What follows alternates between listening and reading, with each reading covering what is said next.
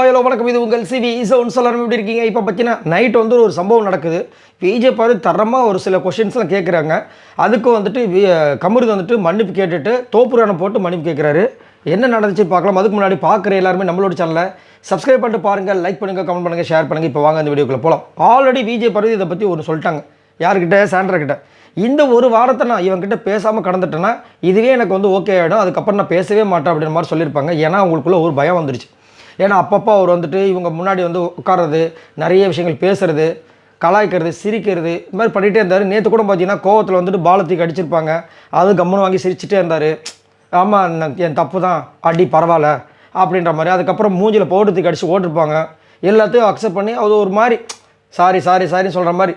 So உள்ளுக்குள்ளே அவங்க already சொல்லியிருக்காங்க, நான் ஒருத்தன் மேலே வந்து அவ்வளோ சீக்கிரத்தில் வைக்க மாட்டேன், வச்சுட்டேன்னா இதுதான் என்னோடய பெரிய வீக்னஸ்ன்னு சொல்லியிருப்பாங்களே. இப்போது அந்த விஷயங்கள் இப்போது நைட்டு கொஞ்ச நேரத்துக்கு முன்னாடி பார்த்தீங்கன்னா பயங்கரமாக மன்னிப்பு கேட்டே இருந்திருப்பாரு. இவங்க மன்னிக்கவே மாட்டாங்க, நீ இந்த மாதிரி என்னை ரொம்ப ஓவராக பேசிட்டெல்லாம் சொல்லியிருப்பாங்க. இப்போ நைட்டு தூங்கிட்டு இருக்காங்க, அங்கேயும் போய் மன்னிப்பு கேட்குறாரு. இப்போ அழகாக சொல்லிடுறாங்க. என்ன சொல்கிறாங்கன்னா, ஏன்டா இந்த வீக்கெண்டில் வந்து கேள்வி கேட்பாங்க, அதனால தான் நீ என்கிட்ட வந்து இப்போ பேசுகிற, நல்லா தெரியும்டா எனக்கு.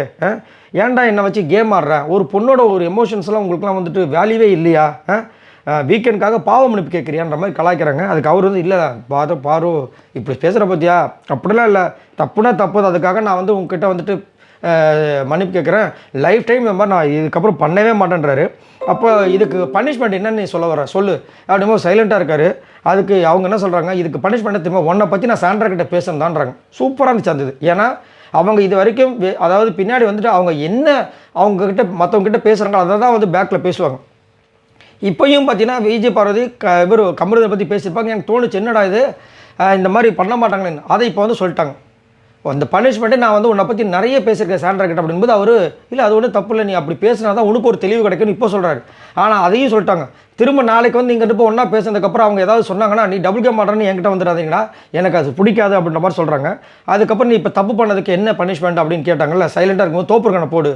முதல்ல அவங்களுக்கு வார்த்தை ஹிட் ஆனது என்ன வார்த்தை தெரியுங்களா? அப்பா அந்த மாதிரி வெட்டலாம் இல்லை, உன்னை வச்சு நான் என்ன பண்ணுறது இனிமே அப்படின்ற மாதிரி கேட்டிருக்காரு. பார்த்தீங்களா, அது ரொம்ப அவங்களுக்கு தாக்கியிருக்கு. ஏன்னா அவங்க தனியாக இருந்து நிறைய விஷயங்கள் சாதிச்சு இவ்வளோ தூரம் வந்திருக்காங்க. உன்னை வச்சு நான் என்ன பண்ணுறது அப்படின்போது அவங்க லைஃபுக்கே வந்து அதை வந்து கனெக்ட் பண்ணிட்டாங்க. அதை வந்து அவர் சொல்கிறாரு, இல்லை நான் அதுக்கு சொல்லலை, நான் கேமுக்காக தான் சொன்னேன், அது நான் இது பண்ணல, ஆனால் நான் தோப்புரான் போகிறேன், உன்னோட ஃபேமிலியை பற்றி பேசுறதுக்கு, வயலண்ட்டாக பிகேவ் பண்ணுறதுக்குன்னு சொல்லிட்டு எல்லாத்துக்கும் வந்து தோப்புராரம் போட்டு மன்னிப்பு கேட்குறாரு நம்ம கமருது. இதை பார்க்கும்போது நம்மளுக்கு வந்துட்டு உண்மையிலேயே என்ன தோணுது தெரியுங்களா, பாவம் பார்வதி ஒன்றுமே பண்ண முடியாது இனிமே, அப்படி தான் தோணுது. ஏன்னா இது வரைக்கும் பார்த்தீங்கன்னா அவர் வந்துட்டு சண்டை போட்டு சாரி கட்டுறது எனக்கு தெரிஞ்சு கிட்டத்தட்ட ஒரு 10-15 வாட்டி இருக்கும். அவ்வளோ நடந்திருக்கு. ஆனாலும் அந்த பொண்ணு ஒரு உறவுக்காக ஏங்கிட்டே இருக்குது. அதுதான் கொடுமையாக இருக்குது. என்னென்னா அப்பா இல்லாத ஒரு பொண்ணு, புரியுதுங்களா? அந்த அப்பா இறந்ததை கூட வந்து அந்த ஒரு இடத்துல சண்டை போடும்போது பேசுகிறாரு. தனியாக வந்து அந்த பொண்ணு வந்துட்டு கமருதுங்கிட்ட பர்சனலாக சொன்ன விஷயங்களை வந்து மேடையில் சொல்கிறத ரொம்ப பெரிய அநாகரிகம். என்ன தான் வந்து கணவன் மனைவிக்குள்ள சண்டை வந்தாலும் சரி, காதலிக்குள்ள சண்டை வந்தாலும் சரி, அது வந்துட்டு தொடர்கதையான ஒரு விஷயம், சங்க காலத்துலேருந்து இப்போ வரைக்கும் நடக்கிற விஷயங்கள் தான். ஆனால் அவங்களுடைய அந்த பர்சனல் விஷயங்களை வந்துட்டு நான் பண்ணுறேன்பான்னு சொல்லிட்டு அங்கே போய் பொது மேடையில் வச்சு பேசுகிறாங்க பார்த்தீங்களா, அதெல்லாம் ரொம்ப கேவலமானது, ரொம்ப தவறான ஒரு விஷயம். அதை அவர் பண்ணியிருக்காரு, அது தவறு. ஆனால் திரும்பியும் வந்துட்டு நான் வந்து பாவம் மன்னிப்பு கேட்குற மாதிரி வந்து இங்கே தோப்புரான போட்டு பண்ணுறாரு. இது இப்போவுமே எப்படி தோணுது அப்படின்னா, வீக்கெண்ட் எபிசோடுக்காக அவர் நடிக்கிறாரோ அப்படின்ற மாதிரி தோணுது. பட் இருந்தாலும் அவர் வந்து மன்னிப்பு கேட்குறாரு, இவங்களும் அதை அக்செப்ட் பண்ணுறாங்க. இது எங்கே போய் முடிய போகுதுன்னு தெரியல. பட் இருந்தாலும் ஒரு பக்கம் வந்துட்டு நிறைய பேர் இவங்களுக்கு எப்படியோ ஒன்று சேர்ந்துட்டாங்கப்பா அப்படின்ற மாதிரி சொல்லக்கூடிய விஷயங்களும் வருது. இதை பற்றி உங்களோட கருத்துக்களை சொல்லுங்கள். பாய் நண்பர்களே.